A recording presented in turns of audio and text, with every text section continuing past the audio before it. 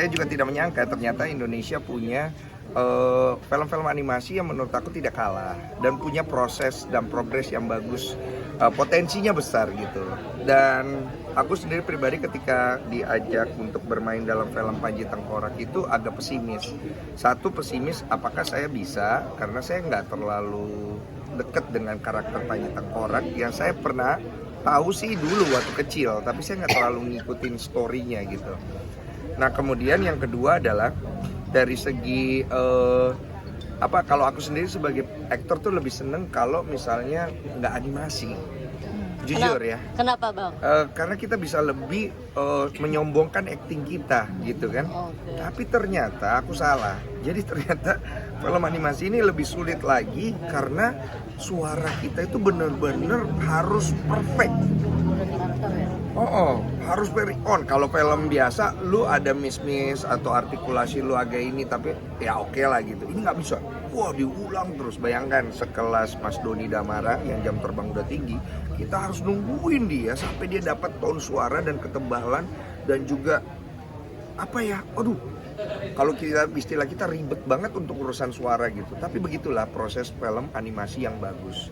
Terus kemudian secara penokohan karakter aku di sini tuh ternyata gelap dingin, bukan sosok hero yang ada di bayanganku atau di bayangan orang yang istilahnya dia lahir untuk membela keadilan, menolong orang. Bukan, orang ini orang gila kalau menurut saya. Dia nggak bisa mati, dia sakti sekali, tujuan hidupnya nggak jelas. Tapi motivasi dia itu jelas, dia ingin membalas dendam kan.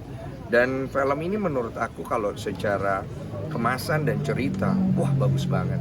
Menurut aku salah satu skrip terbaik yang pernah aku dapat dalam sebuah film.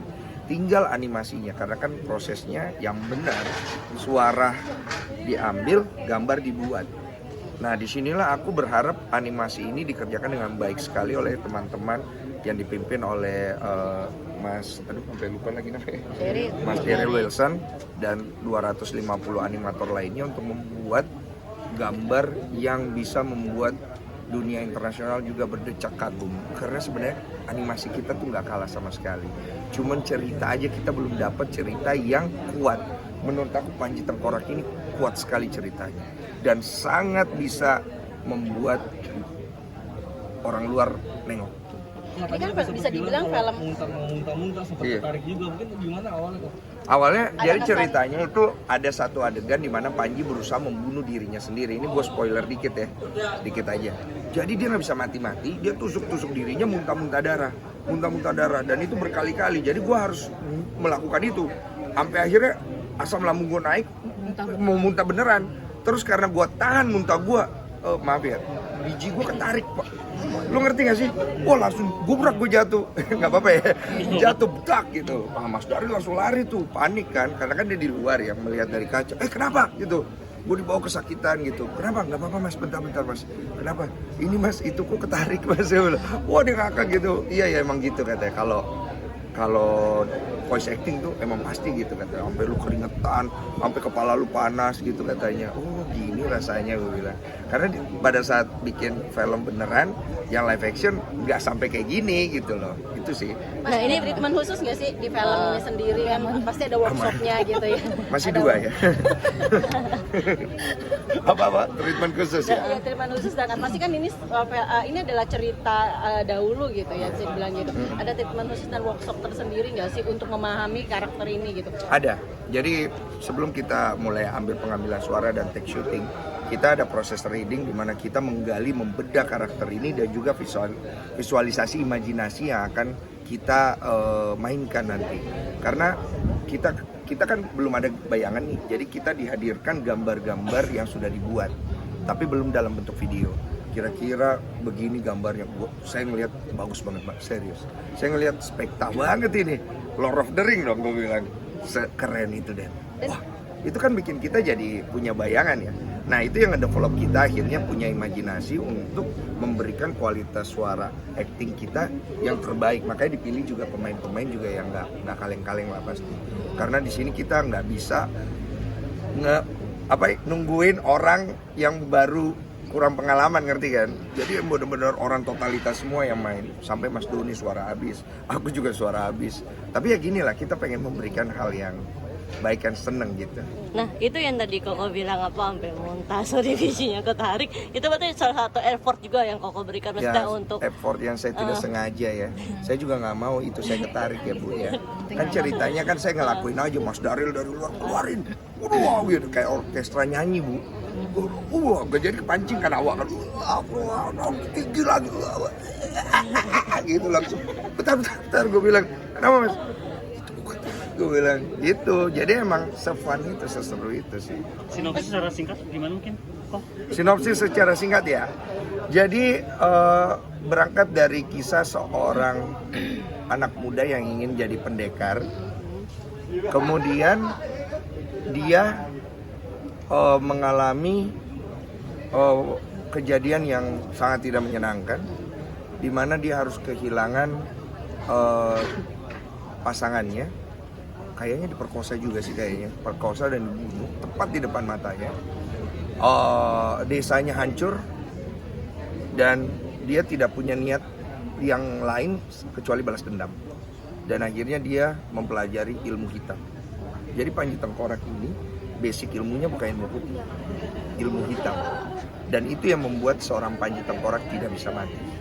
Dan dalam perjalanan dia setelah kematian pasangannya, dia nggak punya tujuan hidup lain selain membantai semua orang-orang yang pernah menghancurkan desanya. Dan setelah itu terjadi, ternyata masih ada hal lain yang harus dia selesaikan.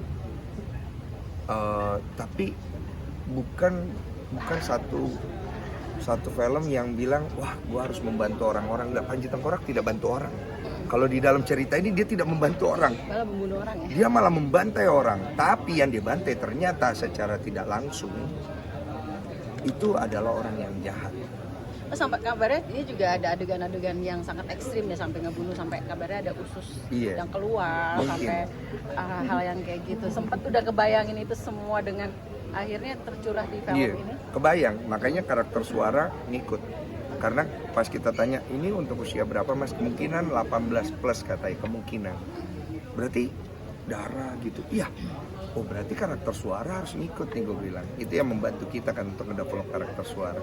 Jadi sayangnya sih mungkin 18 ke bawah nggak bisa nonton, tapi 18 ke atas akan sangat menikmati. Karena akhirnya di antara banyaknya film-film hero, superhero yang kita buat, menurut aku animasi adalah salah satu cara awal untuk ngegambarin atau ngeraba kira-kira seperti apa hero Indonesia akan kita kemas gitu.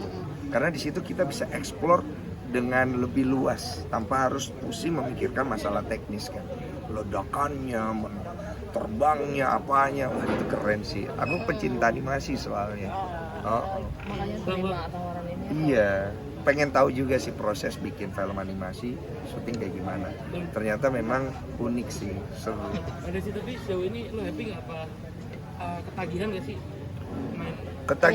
Ketagihan belum ya Wak ya, kan belum kelar aku ya. Tapi kalau seneng aku seneng. Senengnya lebih kepada tantangan. Kemudian teman-teman aktor yang lain, aku cinta banget sama mereka, aku suka banget sama mereka. Mereka very supportive, we like a family. Maksud aku suasana kayak gitu tuh suasana yang mahal. Terus direkturnya, and then bagaimana kita tuh di lead sama direkturnya tanpa kita harus terpressure. Jadi kayak main-main tapi jadi karya yang bagus gitu. Terus pastinya dari Falcon sendiri yang mau punya ide untuk membuat satu film yang kalau kita bilang secara profitable ya, bukan film yang masuk ke dalam kategori wah cari cuan nih gitu, tapi dalam satu film yang membuat karya. Kalau istilah kita persembahan kita untuk film Indonesia, itu film persembahan gitu. Proses pengalaman yang berat kemarin bikin kapok nggak sih? Sorry, mana dulu? Pengalaman yang berat kemarin bikin kapok nggak sih? Enggak dong. Kalau saya malah tantangan itu yang saya suka gitu. Kalau yang tidak ada tantangan biasanya saya kurang excited sih.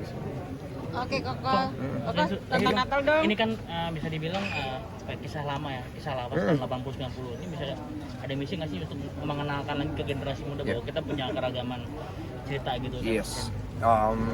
Kita sebagai orang Indonesia pasti punya keresahan di mana bangsa kita sendiri malah melihat budaya lain, hero dari budaya lain sebagai iconic hero mereka. Padahal sebenarnya kita punya hero-hero yang punya zamannya. Ngebawa hero ini ke zaman sekarang, inilah tugas dan PR daripada kita serta tantangannya. Karena kita mengenal karakter-karakter seperti Panji Tengkorak, Jaka Sembung, banyak sekali karakter-karakter yang kita pernah baca komiknya. Menurut aku, kalau kita bawa ke dalam dunia digital sekarang, seperti apa sih gambarannya? Menurut aku itu menarik sekali. Dan mungkin saja tokoh-tokoh itu mendapat tempat di hati anak-anak sekarang gitu. Yang mana kita punya kritis dengan budaya terlalu keluar-luar gitu. Bukan salah ya sebenarnya, tapi kita juga punya sebenarnya. Yang tinggal gimana kita ngemasnya supaya mereka, gue bangga nih, gue bangga banget nih kita punya karakter kayak gini gitu. Siap, thank you. Sedikit dong tentang Natal dong kok. Dikit Natal hari Apa? Natal gimana? Tendangan shoot ke gawang aja, Prancis kan nggak ada cuy. Lu mau harapin apa? Babak kedua, itu kan 2-0. Babak kedua 2-2 Mbappe penalti 1, tendangan voli 1 kan. Terakhir Messi penalti kan. Samain lagi sama Mbappe. Ada 1 tendangan terakhir tuh kalau masuk buyar. Aduh, itu kipernya Argentina bagus mainnya. Man of the match. Keren. Dan pas penalti gue udah bye-bye. Emang Argentina banget ya kalau penalti. Gini soalnya, karena masalah mental dan banyak pemain muda di Prancis. Kalau penalti kan kita bicara pressure yang lebih tinggi dan pasti kekhawatiran dan serta pasti jam terbang. Kalau Argentina kan pemainnya udah pada matang-matang. Kalau yang Prancis kan beberapa pemainnya masih muda-muda. Mbappe aja masih muda banget. Gitu. Jadi ya memang lo harus akuin itu adalah penobatan untuk Lionel Messi sebagai the GOAT sepak bola ya. Bukan gua nggak suka Cristiano Ronaldo nih ya. Ronaldo nggak bisa dapat Piala Dunia, Pak. Gimana dong, Pak? Ya kan padahal prestasi sama hebat ya. Tapi lo walaupun pendukung Prancis ngelihat Messi angkat piala, lo juga seneng ya, Pak? Iya, sportif dong. Jangan berdalil ya. Walaupun wasitnya penalti pertama Messi itu bukan penalti. Orang kan dia apa-apain. Iya kan bener kan.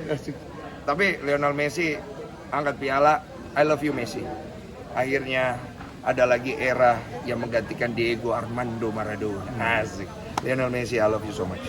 Menurut gue Lionel Messi pantas banget. Karena dia adalah salah satu ikon sepak bola yang berbanding berjalan bersama dengan Cristiano Ronaldo, sama seperti era Pele dan Maradona. Keren. Bang, terakhir mungkin dari gue. Ini tuh kemenangan Argentina mungkin udah diprediksi sama Reanza, Bang. Wah, Iya, Reanza milih mainan yang logonya Argentina, Bang. serius lu? Iya. Ini Rehansa itu kayaknya ada aneh-aneh itu orangnya. Kok dia bisa tahu ya? Gue nggak habis pikir sih. Emang, udah gue nggak ikut campur ya. Dia Kopi milih yang gede. yang Argentina. Iya. Mantap. Oke, udah itu aja. Thank you, Bang. Udah bubar.